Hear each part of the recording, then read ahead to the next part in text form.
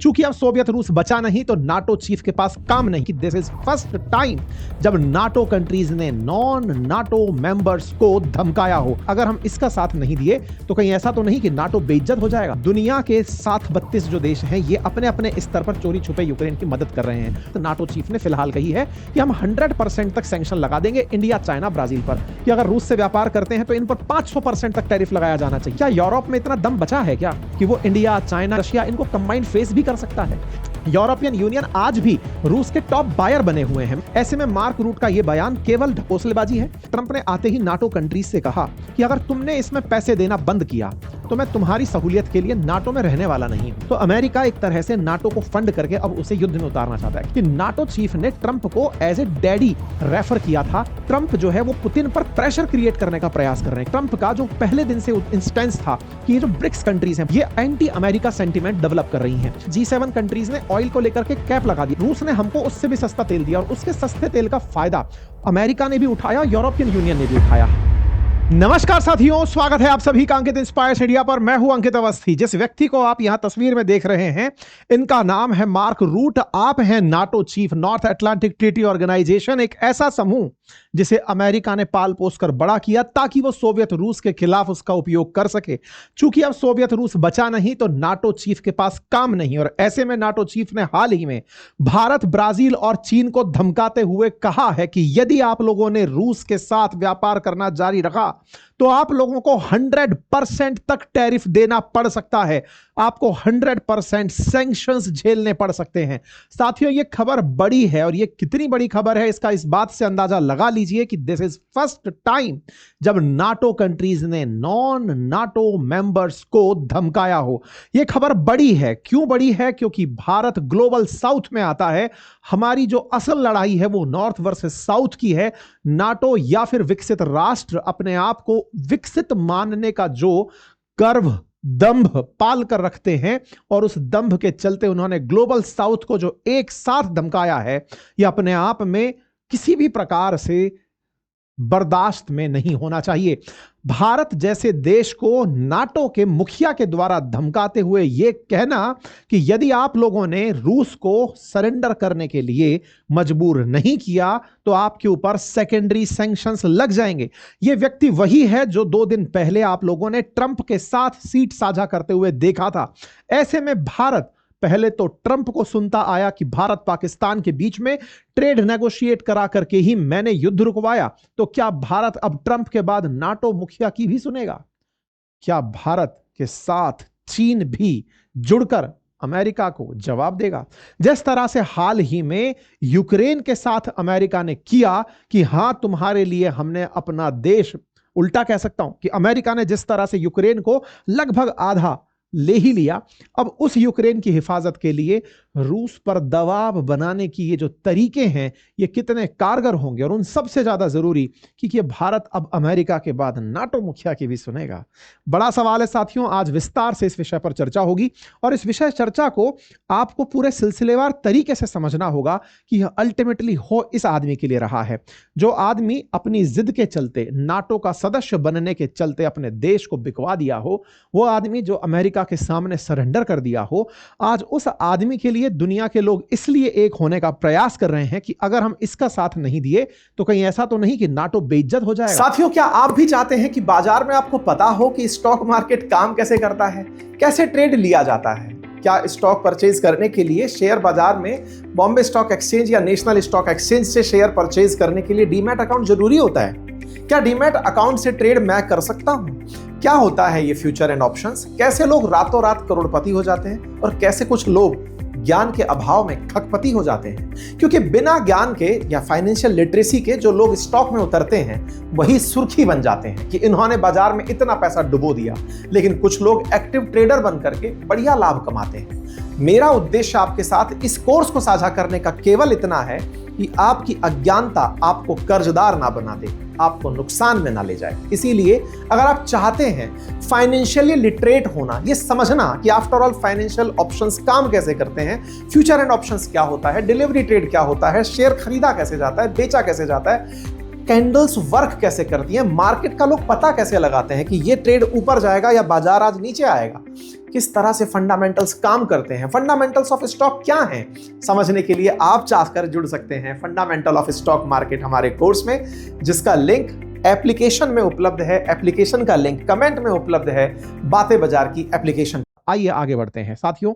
NATO के मुखिया के द्वारा भारत, चीन और ब्राजील को यह कहते हुए कि आपके ऊपर 100% टैरिफ लगा दिए जाएंगे, ये खबर बड़ी खबर बनती है। Europeans, and secondly, that President Trump said basically, if Russia is not serious about peace talks, within 50 days he will slam secondary sanctions on countries like India, China and Brazil. So my encouragement to these three countries particularly is, if you live now in Beijing or in Delhi, or you are the president of Brazil, you might want to take a look into this, because this might hit you very hard. So please make the phone call to Vladimir Putin and tell him that he has to get serious about peace talks, because otherwise this will slam back on Brazil, on India and on China in a massive way. So I think it was a very smartly, wisely designed announcement yesterday by President Trump, but also the weapons I think is very important, and we will find the money in Europe to make sure that Ukraine has what it needs to be in the best possible position during these peace talks as soon as they start. आपको याद होगा ये वही मुखिया है जो 2 दिन पहले ट्रंप के साथ हमें कुर्सी पर बैठा जब दिखाई दिया था, उस समय ट्रंप ने इसी के सामने कहा था, क्या कहा था, कि हम यूक्रेन को लॉन्ग रेंज वेपन देने की तैयारी कर रहे हैं। वहीं दूसरी ओर अगर अमेरिका चाहे तो 50 दिन की रूस को मोहलत दे सकता है। इसी के ऊपर हमने 50 दिन का अल्टीमेटम वर्ड यूज किया था। रूस को कहा गया था कि 50 दिन के भीतर भीतर आप या तो सरेंडर करो, अदरवाइज यूक्रेन को लॉन्ग रेंज मिसाइल दे दी जाएंगी। और लॉन्ग रेंज मिसाइल के लिए मैंने कल के सेशन में जिक्र करते समय बताया था कि लॉन्ग रेंज मिसाइल पर रूस का पहले से यह कहना रहा है कि यदि किसी भी देश ने हमारे खिलाफ यूक्रेन को लॉन्ग रेंज मिसाइल दी तो मैं उसका भी युद्ध में शामिल होना स्वीकारूंगा, कि वो भी युद्ध में शामिल हो चुका है और ऐसा होते ही मैं उस देश को भी निशाना बना सकता हूं। ऐसे में 50 दिन का जो अल्टीमेटम ट्रंप ने रूस को देकर रखा हुआ है, इस अल्टीमेटम में दबाव टैक्टिक्स अपनाई जा रही हैं और उन दबाव टैक्टिक्स में इस व्यक्ति के द्वारा भारत, ब्राजील और चीन को एक साथ यह कहते हुए कि आप रूस के साथ व्यापार बंद कर दीजिए, 50 दिन की मोहलत एक तरह से इन्होंने हमें भी दे दी है। बाय द वे, नाटो क्या है, हल्का सा इसके बारे में जान लीजिए, सो दैट आपको इस कलेश की असली वजह समझ में आ जाएगी। साथियों, नाटो जब सेकेंड वर्ल्ड वॉर खत्म हुआ था ना, उस समय पर दुनिया 2 धड़ों में बट गई थी। सेकेंड वर्ल्ड वॉर के बाद विजेताओं में एक साथ शामिल थे सोवियत रूस और यूएसए, लेकिन यूएसए अपने आप को पूंजीवादियों का गुरु मानते हुए या लीडर मानते हुए लीड कर रहा था। वहीं सोवियत रूस अपने आप को लेकर चल रहा था कि भाई मैं साम्यवाद का प्रवर्तक बनकर चलूंगा। दोनों की विचारधाराएं अलग थी, लेकिन जीतने वाले धड़ों में दोनों शामिल थे। इन दोनों की विचारधाराओं की लड़ाई ने अमेरिका को खुद का पक्ष मजबूत करने के लिए दुनिया के देशों को खुद के साथ मिलाने का काम दे दिया। इसी के चलते अमेरिका ने नॉर्थ अटलांटिक ट्रीटी ऑर्गेनाइजेशन नाम का एक समूह बनाया, जिसमें आज 32 देश हैं। असल में बनाया गया था इसे सोवियत रूस के खिलाफ उपयोग में लेने के लिए। 1991 में सोवियत रूस टूट जाता है, 15 देश नए बनते हैं, उनमें से एक देश रूस बनता है। तो सोवियत संघ में से निकल करके रूस निकला था। 1991 के बाद जब सोवियत संघ बचा ही नहीं, तो नियम अनुसार तो नाटो होना ही नहीं चाहिए था। नाटो का असल उद्देश्य खत्म हो चुका था। लेकिन नाटो का उद्देश्य अमेरिका ने अपनी हेजेमोनी यानी दुनिया में वर्चस्व बढ़ाने के लिए किया। इसी का एक आर्टिकल है साथियों, आर्टिकल 5 के नाम से जिसे जाना जाता है, जिसका उद्देश्य होता है कि यदि किसी भी नाटो कंट्री पर दुनिया में संकट आया तो ये 32 की 32 देश एक साथ होकर उस पर टूट पड़ेंगे। ये वो 32 देश हैं जो अपने साथ मिलकर के रहते हैं। इनका पॉलिटिकल और मिलिट्री सपोर्ट रहता है और इस सपोर्ट का उद्देश्य होता है कि यदि किसी भी देश पर कोई आंच आई तो हम उस पर टूट पड़ेंगे। तो फिनलैंड इनका सबसे अपडेटेड, सेकंड अपडेटेड, और स्वीडन सबसे लेटेस्ट अपडेटेड मेंबर कंट्री है। इन्हीं कंट्रीज में यूक्रेन साझा होना चाहता था।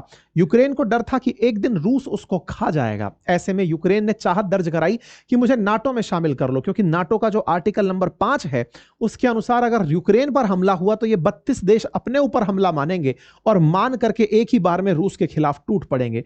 पुतिन ने यूक्रेन को शामिल होने से पहले ही धर दबोचा कि बेटा तुम जब तक एंट्री करोगे उससे पहले ही मैं तुम्हारे खिलाफ कार्रवाई कर देता हूं। यानी कि एक तरह से रूस ने यूक्रेन को नाटो के पास जाने ही नहीं दिया, जाने के नाम पर ही पीट दिया। ऐसे में नाटो के साथ ना आते हुए भी यूक्रेन जो है वो फंस गया। अब एक तरफ से नाटो कंट्रीज के साथ जाने का दर्द वो भुगत रहा है, ऐसे में उसे वो कैसे बचाएं, इसलिए नाटो धमकाने का प्रयास कर रहा है। और धमकाते धमकाते वो दुनिया के 32 जो देश हैं ये अपने अपने स्तर पर चोरी छुपे यूक्रेन की मदद कर रहे हैं। खुलेआम कोई मदद नहीं करता, लेकिन मिलिट्री सहायता के नाम पर यह सहायता अपनी तरफ से भेजे जा रहे हैं। इन दोनों के बीच में फंसा हुआ जो नाटो है, असल मायने में वो एक और संघर्ष से इन दिनों गुजर रहा था। और वो क्या था?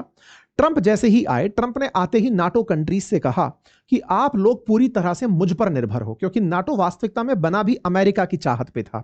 लेकिन अमेरिका ने जहां शुरुआत में तो इन देशों को इकट्ठा किया ये कह करके कि चिंता मत करो, सब मिलकर के एक साथ युद्ध करेंगे, लेकिन वहीं वो अमेरिका ट्रंप के नेतृत्व में नाटो कंट्रीज को यह कहते हुए धमका दिया कि अगर तुमने इसमें पैसे देना बंद किया तो मैं तुम्हारी सहूलियत के लिए नाटो में रहने वाला नहीं हूं, मैं अपनी सुरक्षा खुद करना चाहता हूं। ट्रंप ने शुरुआती दिनों में ही यह कह दिया था कि यदि हर देश ने अपनी जीडीपी का 5% नाटो के फंड में नहीं डाला तो मैं तुम लोगों की सुरक्षा की जिम्मेदारी नहीं लूंगा। एक तरह से बार्गेनिंग करते हुए ट्रंप ने नाटो कंट्रीज से फंड इकट्ठा करवा लिया। अब फंड तो इकट्ठा हो गया, अब उस पैसे का करें क्या? पैसे के लिए जरूरी होता है युद्ध में उतरे रहना। तो अमेरिका एक तरह से नाटो को फंड करके अब उसे युद्ध में उतारना चाहता है। क्या आर्टिकल 5 आज तक यूज में आया है? क्या आया है? अमेरिका ने ही यूज किया था नाटो फोर्सेस का पूरा की पूरा फंड, या फिर कहिए उनका साथ, जब उसे अफगानिस्तान में अलकायदा के खिलाफ जाना था। ऐसे में आज का सवाल यह है कि नाटो जो कि इस समय दिशाहीन था, पहचान के संघर्ष में था, क्योंकि अमेरिका ने जिसे धमका रखा था, अब मार्क रूट के नेतृत्व में यह सुन रहा है कि यदि किसी ने रूस के साथ व्यापार किया तो उसे सैंक्शन भुगतने होंगे। सैंक्शन क्या नाटो लगाएंगे, या नाटो कंट्रीज भारत पर या चाइना पर सैंक्शन लगाएंगे, या फिर यह व्यक्ति बोल किसी और के शब्द रहा है? यह जानना बहुत ज्यादा जरूरी है। मेरे प्यारे साथियों, आपको याद होगा यूक्रेन जो है वो पहले से नाटो के साथ रहा है, नाटो का अलाई बनने का प्रयास किया है। जो भी नाटो चीफ होते हैं ये इन देशों में से किसी ना किसी देश के बड़े मुखिया रहे होते हैं। जैसे फिलहाल जो मार्क रूट हैं ये कभी प्राइम मिनिस्टर ऑफ नीदरलैंड रहे थे, प्राइम मिनिस्टर ऑफ नीदरलैंड थे। इनसे पहले जो जेंस स्टोलबर्ग थे वो प्राइम मिनिस्टर ऑफ नॉर्वे थे। ये जो लोग होते हैं, जैसे पहले स्टोलनबर्ग थे, ये बाइडेन के बहुत करीबी माने जाते थे, क्योंकि इन्हें बाइडेन ने अपनी तरफ से हाईएस्ट सिविलियन ऑनर भी दिया था। अब जो ये मार्क रूट हैं, ये 2018 में ट्रंप के कार्यकाल में अमेरिका एक बार गए थे। उस समय पर मार्क रूट नीदरलैंड के प्रधानमंत्री हुआ करते थे। नीदरलैंड डच के नाम से जाना जाता है, होलैंड के नाम से जाना जाता है। यहां पर नीदरलैंड के इस व्यक्ति ने, यानी कि ये जो मार्क रूट है, इसने ट्रंप के सामने कुछ बोल दिया था, जिसका मीडिया ने कहा कि ये बड़ा ब्लंट आदमी है, इसने ट्रंप के सामने बोल करके एक तरह से उसकी इज्जत को बेइज्जत कर दिया है। लेकिन अब जब से ये नाटो चीफ बना है, इसे समझ में आ चुका था कि ट्रंप मुझसे पुराने समय का बदला निकाल सकते हैं। इसीलिए ट्रंप के राष्ट्रपति बनते ही मार्क रूट जब नाटो चीफ बनाए गए तो ये इसके सामने चिकनी चुपड़ी बातें करने लगे। आपको याद होगा कि नाटो चीफ ने ट्रंप को एज ए डैडी रेफर किया था, कहा था कि आप तो नाटो के अब्बा हैं, आपके अभाव में नाटो चलेगा कैसे? आप हैं तो नाटो है, और आप नाटो की बैठक में आइए, क्योंकि आपका सब इंतजार कर रहे हैं, और आपकी वो 5% वाली बातें मान ली हैं। यही वो व्यक्ति है जो इस समय एक तरीके से कहिए तो मसाला लगा रहा है किसके? ट्रंप के। उसको मनाने का प्रयास कर रहा है कि ट्रंप आप मान जाओ, क्या पता आपकी नाराजगी हमें बेरोजगार ना कर दे, हमारी सुरक्षा कौन करेगी? इसीलिए यह व्यक्ति इन दिनों यात्रा पर गया हुआ है अमेरिका की, और वहां पर ट्रंप से जब बतिया रहा था तो ट्रंप ने इसके मुंह से यह लाइन बुलवाई, क्योंकि ट्रंप ने कुछ दिनों पहले अपने एक सांसद से भी, सीनेटर से भी लाइन बुलवाई थी। अब मार्क रूट के माध्यम से यह बात बुलवाई। एक तरह से इनडायरेक्टली ट्रंप जो है वो पुतिन पर प्रेशर क्रिएट करने का प्रयास कर रहे हैं, क्योंकि रशिया यूक्रेन वॉर में भारत ने पुतिन के साथ अपने संबंधों को बहुत मजबूत किया है, या कहिए तो रूस के साथ संबंधों को बहुत मजबूत किया है। और मजबूती में हमने ऑयल का बहुत भरपूर दोहन किया है, रूस से ऑयल परचेज किया है। अगर आज भारत और रूस के बीच में 60-65 बिलियन डॉलर का व्यापार भी अगर है, तो उसमें से 90% जो व्यापार है वो रूस से माल खरीदने में ही है। हमारे इंपोर्ट बिल बड़े हैं। ऐसे ही अगर चाइना की बात करें तो वो लगभग 250 बिलियन डॉलर का रूस से व्यापार करता है, जिसमें ऑयल परचेज सबसे ऊपर आता है। रही बात ब्राजील की, वो तो चने में घुन के समान पिसा है, क्योंकि ताजा ताजा आपको मैंने बताया था कि ब्राजील और ट्रंप की बन नहीं रही है। जो लूला डी सिल्वा है ब्राजील के राष्ट्रपति, वो ट्रंप के खिलाफ हो रखे हैं। तो मार्क रूट ने ब्राजील को भी इसीलिए लपेट लिया कि तुम ना ट्रंप के खिलाफ थे, इसलिए तुमको भी हम सैंक्शन में लाद सकते हैं अगर तुमने रूस से संबंध नहीं तोड़े। किस तरह के संबंध? ब्राजील का रूस के साथ जो व्यापार है वो मात्र 13-14 बिलियन डॉलर के आसपास का है। ऐसे में फिर फिर भी इसको धमका दिया गया ब्राजील को कि तुमने अगर संबंध नहीं तोड़े। असल मायने में ट्रंप का जो पहले दिन से इंस्टेंस था कि ये जो ब्रिक्स कंट्रीज हैं, ब्राजील, रशिया, इंडिया, चाइना और साउथ अफ्रीका, ये एंटी अमेरिका सेंटिमेंट डेवलप कर रही हैं। तो ब्रिक्स के अंदर ब्राजील को धमका दिया गया, चाइना को धमका दिया गया, इंडिया को धमका दिया गया। किसके साथ देने के लिए? रशिया का साथ देने के लिए। बचा कौन? South Africa. साउथ अफ्रीका के रामफोसा को तो टेबल पर बिठा के धमकाया है, और मस्क को यह तक कह दिया कि तुम बेटा साउथ अफ्रीका जाने वाले हो क्योंकि तुम आए वहीं से थे। एक तरह से इन ब्रिक्स कंट्रीज को अमेरिका बहुत बुरी तरह से, या कहिए तो ब्रिक्स कंट्रीज अमेरिका को बहुत बुरी तरह चुभ रहे हैं, क्योंकि ये धीरे धीरे ग्लोबल साउथ के लीडर बनते जा रहे हैं, उन देशों के लीडर बन रहे हैं जिन देशों को पहले कभी किसी ने हाशिए पर छोड़ा हुआ था। अब ये देश धीरे धीरे बड़े होते जा रहे हैं और इन लोगों की लीडरशिप को चैलेंज कर रहे हैं। यदि आप चाहते हैं कि आप म्यूचुअल फंड में निवेश करें, क्योंकि एक्टिव ट्रेडर होने के लिए आवश्यक है कि आपके पास समय हो, ऐसे में आप समय अभाव में हैं, आप जॉब करते हैं, लेकिन आप चाहते हैं कि मेरा पैसा मेरे लिए काम करे, आप जब फुर्सत में हो उस समय भी आपका पैसा आपके लिए किसी इक्विटी का हिस्सा बनकर या किसी डेट का हिस्सा बनकर आपका रखा धन बढ़ा रहा हो, तो ऐसे में आप लोगों के लिए जरूरी है हमारा ये कोर्स, जो कि म्यूचुअल फंड पर आपकी समझ विकसित करता है। म्यूचुअल फंड कौन से आपके लिए उपयुक्त होंगे? अगर आप पेंशन पर जाने वाले हैं, या बच्चों की पढ़ाई के लिए लेने वाले हैं, अपने विवाह की तैयारी करने वाले हैं, या अपने फर्दर ड्रीम को पूरा करना चाहते हैं, म्यूचुअल फंड आपके लिए कैसे सहयोगी हो सकते हैं, किस तरह के म्यूचुअल फंड बेस्ट हो सकते हैं, इस पर मैंने डिटेल एक कोर्स प्लान किया हुआ है, आप उसे जाकर ज्वाइन कर सकते हैं। और दोनों course, fundamental of stock market और फंडामेंटल ऑफ म्यूचुअल फंड्स, अगर आप इन दोनों को एक साथ परचेज करते हैं तो ये आपको बहुत ही किफायती दरों पर उपलब्ध होते हैं बातें बाजार की एप्लीकेशन पर। लिंक कमेंट बॉक्स में पिन है, अभी जाइए।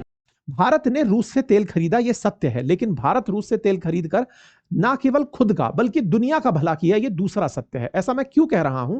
क्योंकि वॉर टाइम में, जब से फरवरी 2022 से संघर्ष चल रहा है, भारत के द्वारा कई मंचों पर, भारत के विदेश मंत्री के द्वारा, भारत के मतलब तमाम जो लोग हैं, डिग्निटरीज हैं, उन सब ने यही कहा कि हम ऑयल केवल खुद के लिए नहीं खरीद रहे। हमारे जैसा देश जो 85% ऑयल इंपोर्ट करता है दुनिया के 40 देशों से, हम ऑयल इंपोर्ट करते हैं और अलग अलग देशों से करते हैं। सस्ता तेल इंपोर्ट करके हम दुनिया में प्राइस की जो डिमांड एंड सप्लाई के चलते, डिमांड जब इंक्रीज हो रही हो और प्राइस बढ़ जाए, तो हमने प्राइस को कंट्रोल रखने में कंट्रीब्यूट किया है।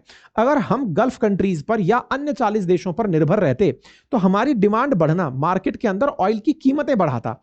ऑयल की बढ़ती कीमतें आप लोग हैंडल कर नहीं पाते। हमने तो रूस से खरीद करके प्राइस को सेटल किया है, लेकिन ये लोग इस बात को सुनने को तैयार नहीं होते। खैर एनीवे, भारत ने जितना भी तेल खरीदा उसके चलते रूस के पास पैसा गया, ये सत्य है। और बाइडेन ने भी मोदी को उस समय भी कहा था कि भाई इसका कोई रास्ता निकालो कि आप लोग कैसे ऑयल परचेज करते रहोगे, कहां रुकोगे। ऐसे में कहते हैं कि G7 कंट्रीज ने ऑयल को लेकर के कैप लगा दिया कि $50 प्रति बैरल से ज्यादा का तेल नहीं खरीदोगे। रूस ने हमको उससे भी सस्ता तेल दिया और उसके सस्ते तेल का फायदा अमेरिका ने भी उठाया, यूरोपियन यूनियन ने भी उठाया। हमने इनसे तेल लिया, हमने रिफाइन किया, जामनगर रिफाइनरी में हमारे रिलायंस के यहां पर रिफाइन हुआ।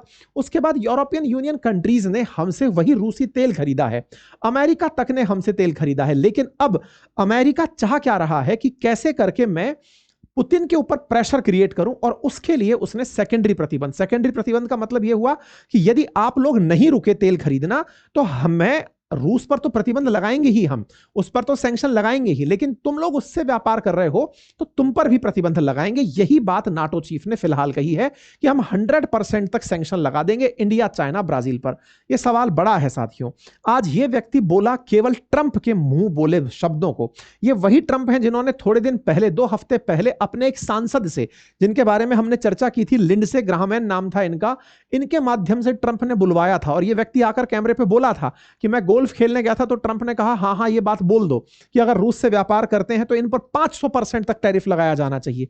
यार टैरिफ ना हो गया, यह हथियार के रूप में उपयोग में लिया जा रहा है। आफ्टर ऑल भारत कब तक सहेगा, ये दुनिया कब तक सहेगी? टैरिफ के नाम पर हम कब तक जलील होते रहेंगे? अब तक 20-25 बार अमेरिका ये बोल चुका है कि भारत पाकिस्तान के बीच में युद्ध मैंने टैरिफ के नाम पर रुकवा दिया, ट्रेड के नाम पर रुकवा दिया। अब ये व्यक्ति फिर निकल कर आए थे, इनके बाद में अब जैसे ही ये मार्क रूट आकर गए हैं, इनको कहलवा दिया कि तुम बोल दो ये ये वाली बात। पहले 500% टैरिफ की धमकी दी गई थी, अब 100% टैरिफ की धमकी दी गई। Tariff tariff tariff tariff. America लगातार टैरिफ को वेपन के रूप में यूज में ले रहा है। इस व्यक्ति को भी जब इन्होंने पहले धमकाया था कि हम तुम्हारे ऊपर टैरिफ लगा देंगे, तो पलट गए थे। लूला जी हैं, ये आपको याद होगा, ब्राजील के राष्ट्रपति हैं। इन्होंने ट्रंप से कहा था कि अगर आपको लगता है कि किसी सॉवरेन कंट्री के साथ आप कुछ कर सकते हैं, गलतफहमी निकाल दीजिएगा। अब भाई साहब इनको भी वापस से धमका दिया गया कि तुम्हारे साथ गलत कर देंगे। तो मार्क रूट का यह कहना जो है वो किसी भी तरह से वर्ल्ड ऑर्डर के अनुसार सही नहीं है। क्यों नहीं है? क्योंकि 2 दिन बाद आप नाटो चीफ नहीं रहेंगे भाई, कभी ना कभी तो आपको जाना ही है, वापस अपने देश लौट कर जाओगे। किस कैपेसिटी से आप दुनिया के अंदर मुंह दिखाओगे? आज ट्रंप को खुश करने के लिए, जिन्हें तुमने डैडी कहा, लिटरल सेंस में ये व्यक्ति डैडी बोला है भाई, जिसको तुमने डैडी कहा, आज उसको खुश करने के लिए तुमने इतनी हदें पार कर दी। लेकिन क्या यूरोप में इतना दम बचा है क्या कि वो इंडिया, चाइना, इनको कंबाइंड, रशिया, इनको कंबाइंड फेस भी कर सकता है? क्या ये 3 देश अगर मिल जाएं तो यूरोप में इतनी क्षमता बची है कि वो तुम्हारे जैसे नेता को बचा के बाद में ले जाएगी? इसे ये सोचना चाहिए था। और यही कारण है कि इसके बयान की अब निंदा हो रही है। लोग इसको उठा उठा करके पूछ रहे हैं कि रूट तुमने ये क्या कर दिया? तुम जिस तरह का सवाल पॉइंट बोल दिए हो, तुम्हें बचना चाहिए था। ट्रंप के शब्दों को तुम्हें नहीं बोलना चाहिए था। अपनी नौकरी चलाए रखने के लिए ट्रंप को खुश करना था, पुराने 2018 के पाप मिटाने थे, इसके लिए टीआरपी गेम में नहीं उतरना था। तुम्हें पता नहीं तुम यूरोप को संकट में डालकर चले आए हो। तुम्हारे चक्कर में आने वाले समय में अगर ये लोग गलत कार्रवाई कर दिए, ये देश एक होकर के सप्लाई चेन बाधित कर दिए या फिर अपना बाजार रोक दिए, तो यूरोप की स्थिति खराब हो जाएगी। ये तमाम प्रकार के जो वैल्यूज हैं वो निकल कर आते हैं। एक ट्वीट बड़ा अच्छा निकल कर आया जिसमें यह बात साफ मेंशन की गई कि नाटो चीफ ने भारत के साथ जो बर्ताव किया वो तो सराहनीय है ही नहीं, इसके अलावा यूरोपियन यूनियन खुद 7% तेल आज भी रशिया से मंगा रहा है। हंगरी और स्लोवाकिया जो कि ऑलरेडी इसके साथ तेल मंगा रहे हैं, क्या उन्हें सैंक्शन किया जाएगा? टर्की जो कि बड़ी मात्रा में रूस का तेल मंगाता है और वो खुद एक नाटो कंट्री है, क्या नाटो कंट्री उसके खिलाफ कुछ बोल पाएंगे? तो जब ये रशिया के खिलाफ होने के नाम पर अपने नाटो मेंबर्स को, जो यूरोपियन यूनियन सदस्य हैं या फिर जो इसके नाटो अलाइज हैं, उनको नहीं कुछ कहते, तो भारत को किस मुखौटे से कह पाते हैं? पर कुल मिलाकर के प्रेशर टैक्टिक्स हैं। भारत इस बात को समझता है, भारत समझता है, इसीलिए बहुत सारे मंचों पर यह कहता है कि यूरोप को कई बार लगता है कि उनकी प्रॉब्लम दुनिया की प्रॉब्लम है। यह बात गलत है। भारत के विदेश मंत्री ने भी कई बार कहा है और पेट्रोलियम मंत्री ने भी कहा है।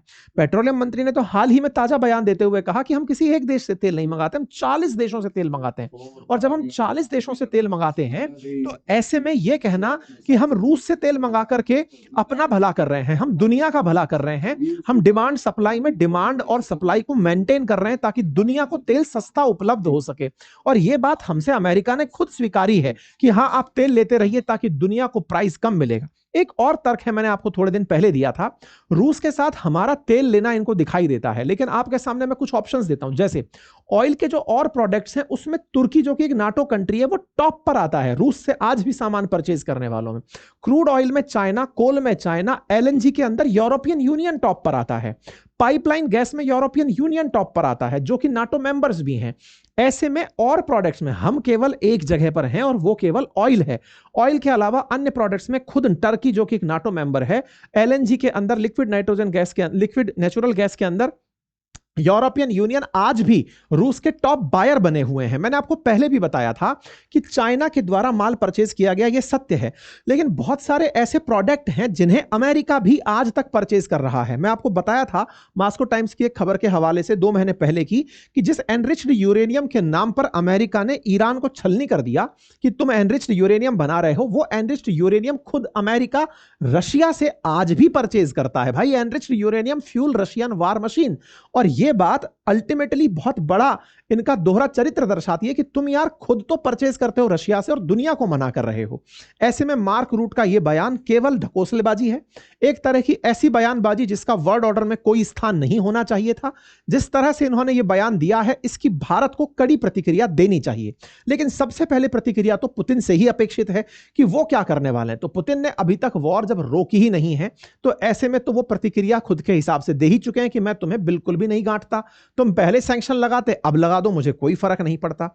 भारत की तरफ से भले ही बयान ना आया हो इनके इस बयान पर, लेकिन चाइना की तरफ से बयान पर रिप्लाई आ चुका है और चाइना ने इस बयान को गैर जरूरी बताते हुए कहा कि डायलॉग्स और नेगोशिएशंस केवल वो तरीके हैं जो यूक्रेन क्राइसिस को मिटा सकते हैं। दुनिया में अगर एक तरफा सैंक्शन और प्रतिबंध लगाने का नियम आप लोग तैयार करेंगे तो तो याद रखिएगा इस जंग में कोई नहीं जीतेगा। और यह बात चीन ने करके भी दिखा दी। चीन ने जिस तरह से रेयर अर्थ मैग्नेट के एक्सपोर्ट को रोककर अमेरिका को घुटने के बल बिठा दिया। आपको याद होगा कुछ समय पूर्व जब ट्रंप ने 140% से ऊपर टैरिफ लगा दिया था, तब चीन ने केवल रेयर अर्थ मैग्नेट का एक्सपोर्ट रोका और उसके रोकते ही तुरंत अमेरिका सरेंडर कर दिया और चीन के साथ ट्रेड डील कर लिया। यह है अमेरिका का असली सच। खैर, फिलहाल के लिए भारत को आवश्यक है कि इस विषय पर अब खुलकर बोले। टैरिफ के मामले पर नेगोशिएशन अपने स्थान पर है, लेकिन राष्ट्रीय सम्मान और स्वाभिमान के लिए भारत को आवश्यक है कि ऐसे किसी भी वक्तव्य का अच्छे स्तर पर, मतलब विदेश सचिव के माध्यम से ही नहीं अपितु विदेश मंत्री के माध्यम से, प्रधानमंत्री के माध्यम से पुरजोर तरीके से विरोध किया जाना चाहिए। बाकी आप लोग क्या सोचते हैं इस विषय पर, अपनी राय कमेंट बॉक्स में जरूर रखें।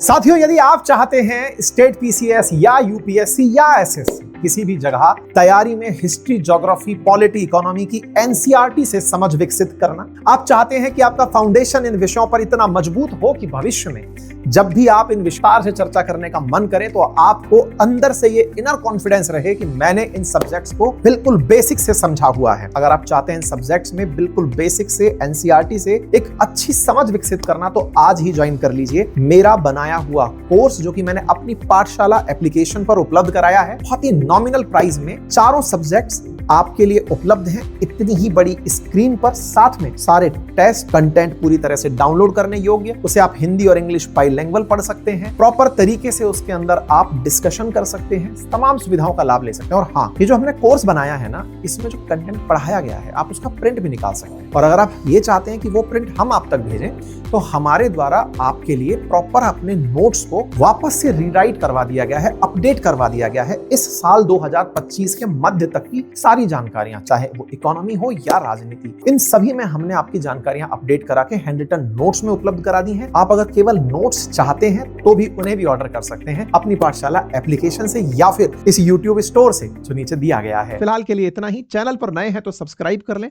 वीडियो को लाइक और शेयर करना बिल्कुल भी ना भूलें। धन्यवाद।